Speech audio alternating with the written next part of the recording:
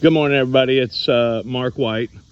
I'm over here in the Lakewood area looking at this big, beautiful live oak, Codominant live oak, and I was taking this video to try and help educate some people. I also told Jeff Lovenitis I had one that was almost identical to the tree on Susie Street, and I think that is 8603 Susie Street, that we have had so much kickback from the city on about, because they don't know how to look at these identifiers and assess hazardous risk.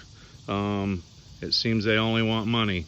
So real quick, what is so alike with this tree and the one on Susie Street would be that this tree is a three-way codominant union, and this section here is dead. Now the one on Susie Street, it had died as well, and it was flush cut right there some years ago because of the discoloration. I don't know if any of you watched my video on Susie Street, but this tree is almost identical in regards to that, a three-way codominant union. Also almost identical in regards to the tree on Plum Street. It's a V-shaped codominant union with response wood, and I have given everybody copies of what is called Forestry Fact Sheet number 35. I know I said 53 in the other video. I apologize, that was a mistake on my behalf. It's 35, and it breaks these codominant unions down in three categories, three stages. V-shaped or U-shaped, included bark, and does it have a bulge? The bulge is this area right here, and that's response or reaction wood. Either would be correct. So when we look at these trees, the city always comes back that they feel like this could be, and they always use the term simply abate or simple abatement in regards to section 1206, subsection G, further subsection I, and III, which is incorrect. This tree can not be simply abated. They can be mitigated, but it is costly and quite extensive. So we see that bulge. When you see these bulges, that puts this tree in stage 3. Now, I know we had another arborist from the city who come out and wanted to argue me about a timeline. The problem with a timeline, and I know in the TRAC, Tree Risk Assessment Qualification Guide, we reference a timeline, and he wanted to argue with me about a timeline. The problem is the city of Duval County does not want a timeline or ask for a timeline. They just want to know if it meets the requirements of the code, which this tree does, and so does Susie Street, and so does Plum Street. Not only does it meet that code, it meets the requirements of the Florida statute 163.045. And I know it says any tree that's a potential danger in that statute. I like to feel that means any tree that is hazardous and potentially going to fail, which those two trees on Susie Street and Plum Street have a high potential for failure. And I know, like I said, the arborist came out and argued with me about a timeline. I don't think he gets to get out in the field as much as I do. I've been out in the field my whole life. I was born in this industry. I have documented thousands and thousands of trees that I have personally put cable systems in, through bolts, lateral weight reduction, aspect ratio pruning. I've been doing this since it was created, and in the field, not just looking at pictures and reading books. So this tree already failed. It failed Monday. Today is Wednesday. It failed Monday. This V-shaped codominant union split away. And I was here about a month ago, and I told the customer that this tree had a high potential for failure. And this tree is massive. That's the side that's still standing. That's the dead section. And this is the side that went across. And that right there is probably 4.5 feet in diameter right there, one way, and then probably 6 foot in diameter the other way. Of course, it went over into the neighbor's yard, and just the whole backyard is smashed. busted the top out of that holly tree. There's a big laurel oak over there. It snapped the top out of. Luckily, nobody's house got hit. Susie Street one day is going to destroy somebody's house and a lot of infrastructure power lines. So let's get up here and look at this so we can help educate these people who do not know how to identify these factors. And a lot of them work for the landscape department. So you see the bark up here, this whole brownish area in here, and same with down here, that is included bark. And it's just what it says. This tree was competing for dominance, two sides, and they don't attach very well. And you'll have bark and bark pushed up against each other in this lower region. And usually there's a line on a tree, and you can see that line of the included bark. And you know that this is in here, but it's hard to explain sometimes. So you can see all the way down to here, that's bark. Bark, all this is bark that has been smushed together. Now, this just recently fell, so we see this discolored right here. This is the bulge, the response wood. And there it is over there as well, the response wood. Here's this side of it. That's the response wood. And we can see that's only 8 inches wide. Now down here at the bottom over here, it's probably a foot wide up to inches. And the same thing over here with this side down here. I pulled away a lot of the ferns and vines that were all in here. A lot of organic material was growing in here. Same with on Susie Street. It had camphor trees and ferns growing in that one as well.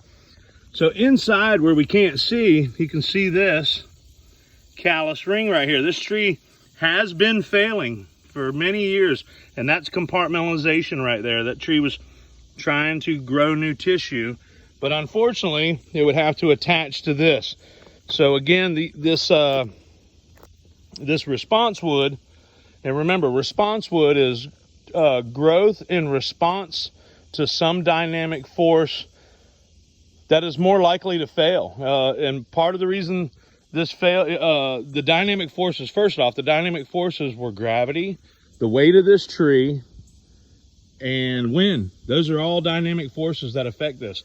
So this tree grew to the east on this section, and this section here grew to the west. I'm gonna go ahead and back up. I think everybody gets a clear view of what these things look like inside.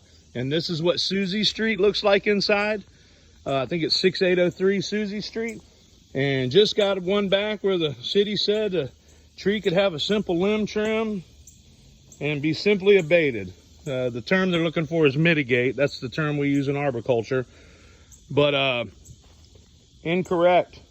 And they should have a professional, as like myself. There's others of us out here who do this type of work and can assess the risk in these trees based on these identifying markers: reaction wood, response wood, V-shaped codominant unions, a lot of lateral weight going one way. So this tree grew to this side, grew to the east with only a little bit of opposing lateral weight growing, and this tree did the exact opposite. So, you know, all the force is going to the east on that section. This section that failed, all the force is going towards the east, and it had poor attachment because it was a V-shaped codominant union. Here's the thing, the big thing about this could have killed somebody.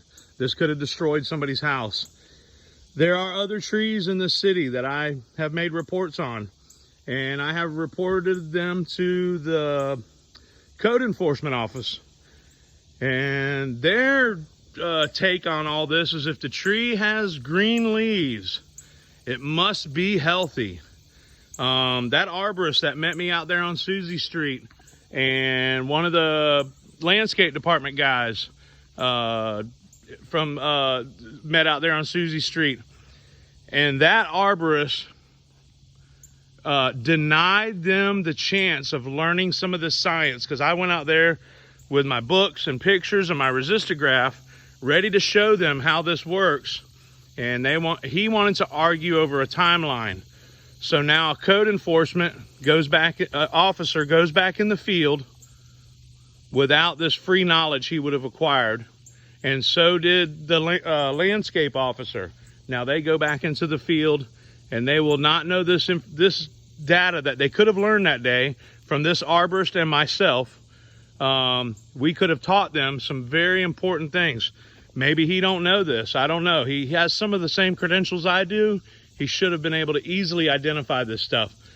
Some arborists don't work out in the field all the time, and they have a hard time looking at trees and differentiating beauty from defects. This beautiful tree had major defects. This would have destroyed a house. This section's gonna fall. Who knows when?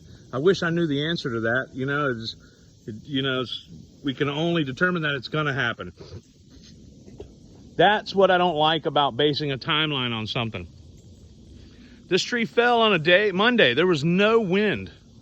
So sometimes they fail on days when they have no wind. The damage has already been done. They just sit there, and then all of a sudden one day they just, that last little bit separates, and then they fail. I hope everybody gets a clear view of the hazards that are based upon this. I know that everybody talks about the landscape department wants that money for these big trees because they're valuable in regards to mitigation fees. But you know, these trees meet the requirements of the code to be waived of mitigation fees, and furthermore, they meet the requirements of the Florida statute. Everybody needs to take a look at this. It's very important that you learn this. Your unprofessional opinion one day is going to be involved in a tragedy. That's why we get called. That's why the arborist should inspect these trees. We get hired as the assessors. We assess the risk levels. We give the options of what can be done. There is no simple limb trim that can simply abate anything in regards to V-shaped codominant unions with reaction wood or response wood. Either term is correct. You'll see either term written down. Just real quick, I want to show you this backyard. I mean, it destroyed this neighbor's backyard. Bear with me just for a second to get over here.